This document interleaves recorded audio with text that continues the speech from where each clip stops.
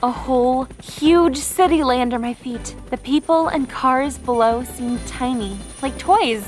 The wind ruffled my hair and messed up my hairstyle. But I didn't really care at the moment. After all, it was the best vacation of my life. Holding tightly to the rope ladder with my hands and smiling, I imagined myself as Harley Quinn, who was being saved by the Joker.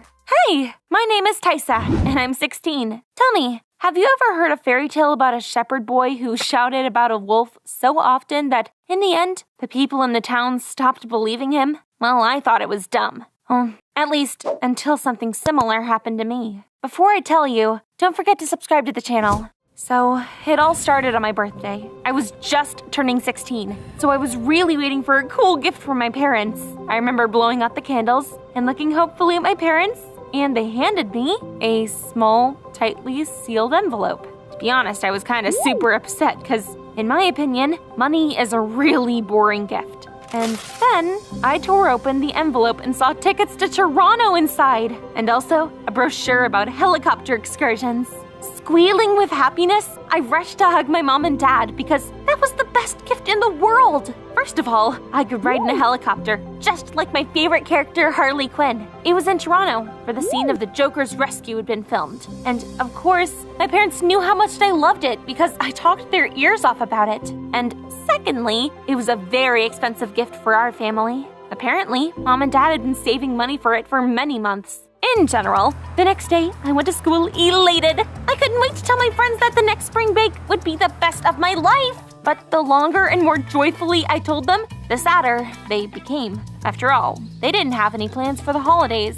They were just gonna spend the whole week at home. They didn't really have time to think about that, though. After all, I had to pack a bag and make a list of everything that I wanted to see in Toronto while I was there. I didn't want to miss a single second of precious time in that amazing city. But, as always, reality went against my plans. I was just putting the last things in my suitcase when my parents came into my room. With a frustrated look, they said that there was an emergency at work, so we wouldn't be able to go anywhere in the near future. Of course, I was terribly upset. Instead of the incredible week in Toronto, I'd have to stay at home. And it turned out, while my parents were at work from morning to night, I just played The Sims. I was extremely reluctant to return to school. I was sad that I'd been so happy to brag about the upcoming holiday, and it had never even ended up happening. I thought everyone would expect a detailed story about the trip from me, but it was as if no one was waiting for it. My friends suddenly began to talk about how exciting their holidays had been. Eric said that his parents had surprised him, and they went to a neighboring state and swam in the ocean there. Melissa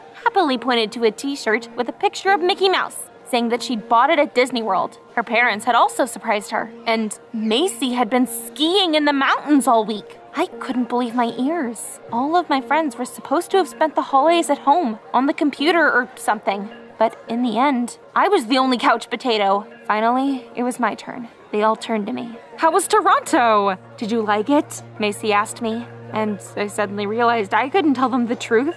It was way too embarrassing to admit that I was the only one whose vacation wasn't a success. And I started carefully. I said that the city was really beautiful, and I loved it there. I remembered what sites I wanted to visit, and I listed them. I lied and said that I went to the Toronto Zoo and even saw Lake Ontario with my own eyes. And while I was telling all of this, my friends looked at me very carefully, but also very approvingly. It was obvious that they were really happy for me. And under all of the encouraging glances, I accidentally said something I probably shouldn't have. I told them that we'd been staying at a cool hotel, with a luxurious glass pool right on the roof. I told them about the helicopter tour, and when the crew found out all about my love for Harley Quinn, I was allowed to ride, hanging on the stairs. The icing on the cake was Margot Robbie, who I'd ran into while walking along the streets. She had been shooting her new movie there. I voiced my wildest fantasies, but I was so carried away that I didn't immediately notice. My friends were looking at me a little less enthusiastically than before. "It all sounds a little too good to be true," Melissa remarked delicately, as if she was trying not to hurt my feelings. In my opinion, you're lying through your teeth. They couldn't let you ride on the stairs. That's dangerous. Eric, as always, called a spade a spade. And although I realized that I really overdid it with all of the cool details, it was too late to backpedal. So I was almost sincerely offended that my friends just didn't believe me. I'll bring photos to school tomorrow, and you'll see that I really did it. I'm not lying, I said angrily, and I immediately regretted it. How the hell was I gonna get out of this? When I got home, I racked my whole brain trying to figure out what to do. But in the end, a brilliant idea came to mind. The next day, I returned to school with the look of a winner. After all, I had about 30 different photos from Toronto saved on my phone. I remember I found my friends, and with a satisfied look, I began to show them the pics. Here I am lying by the pool on the roof. And here I am riding on the ladder hanging from the helicopter. And here I am standing with Margot Robbie right on my arm. And oh, you should have seen the surprised faces of my friends.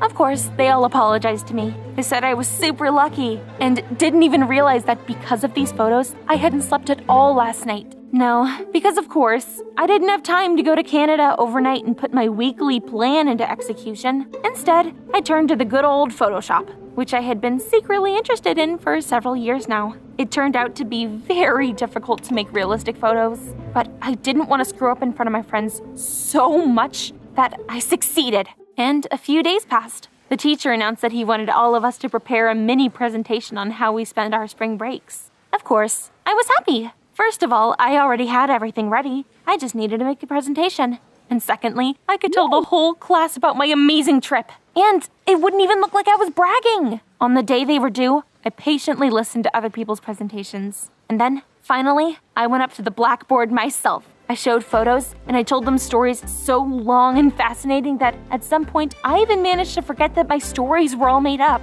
The class was delighted. The guys looked at me so intensely, hanging on my every word, wanting to hear all the details. One of them even asked what Margot Robbie smelled like, which got us all laughing.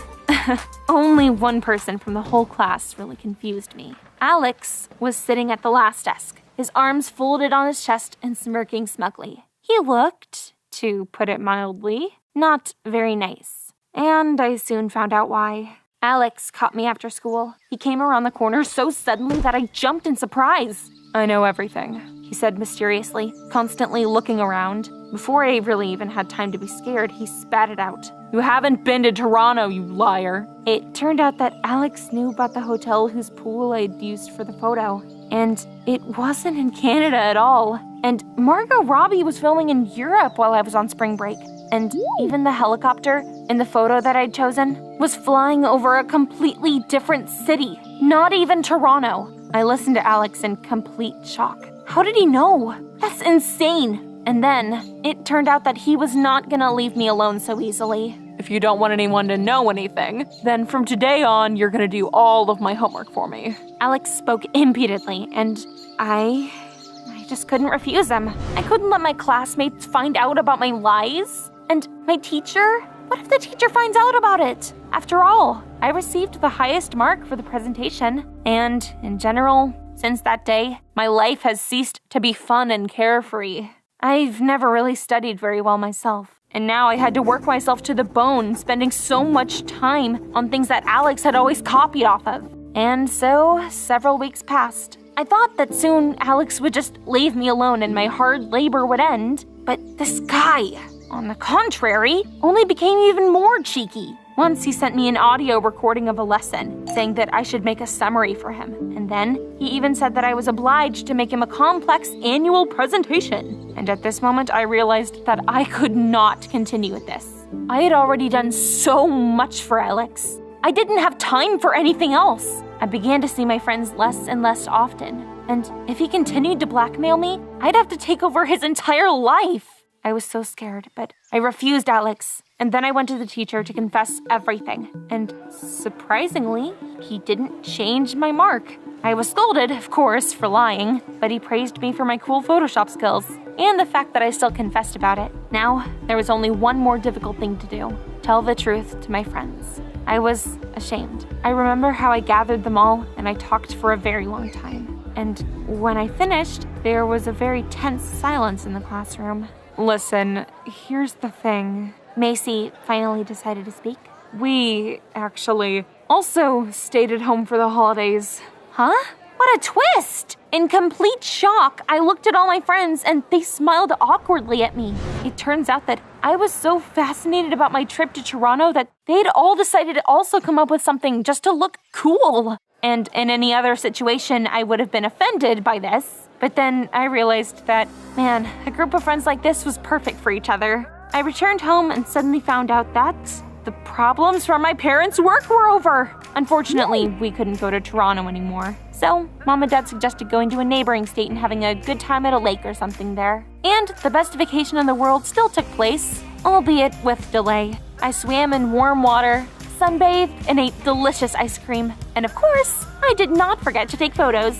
Now, I can definitely tell you that I had a great time, and it won't even be a lie. I drove home, anticipating seeing my friends again. I started bragging in full swing, showing photos to my friends. And I was so pleased with myself when I suddenly realized that there was some awkward silence in the classroom again. "Nice try," Eric finally said. "These photoshops are even better than the last ones." Oh, I think something's wrong here.